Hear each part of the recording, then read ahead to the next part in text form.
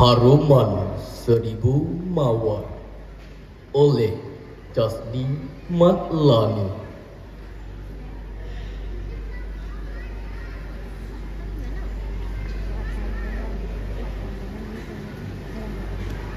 Kita adalah warga bumi merdeka yang bermaruah dan teguh jati diri. Kita adalah warga bumi merdeka berdiri gagah di bawah panji jalur gemilang, berkibar megah ke angkasa raya. Kita adalah warga bumi merdeka yang setia menjunjung maruah perlembagaan. Kita adalah warga bumi merdeka yang menggenggam ukhuwah bersatu teguh. Jangan ada sesiapa pecahkan mutara harmoni dengan lontaran batu prasangka. Jangan ada sesiapa bakar jerami kebahagiaan dengan api sengketa. Jangan rebahkan jalur gemilang dengan kapak ideologi songsang. Jangan cemarkan jernih perlembagaan dengan riak pentimbangan tiada paksi.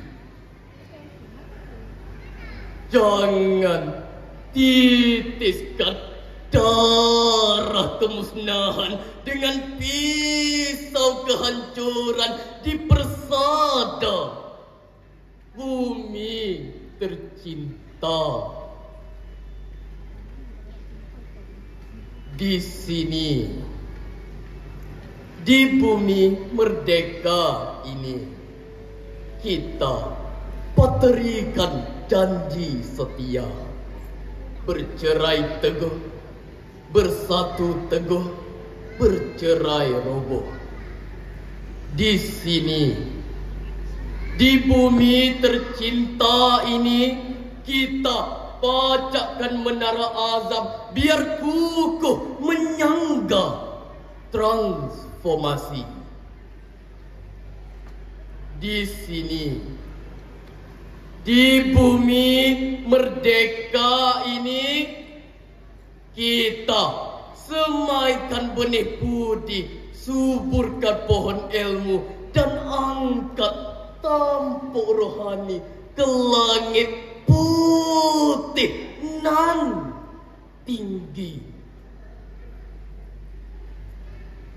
Generasi baharu, penggalas wawasan, kita pecahkan ruyung kedaifan dan singkirkan pedih perih kemiskinan dari rumah kehidupan seluruh warga.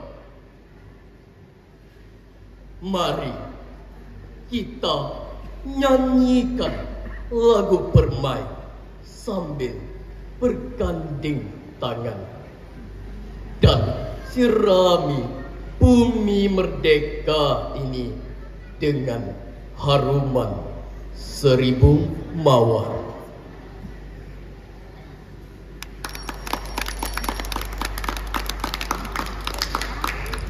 Sungguh terpesona saja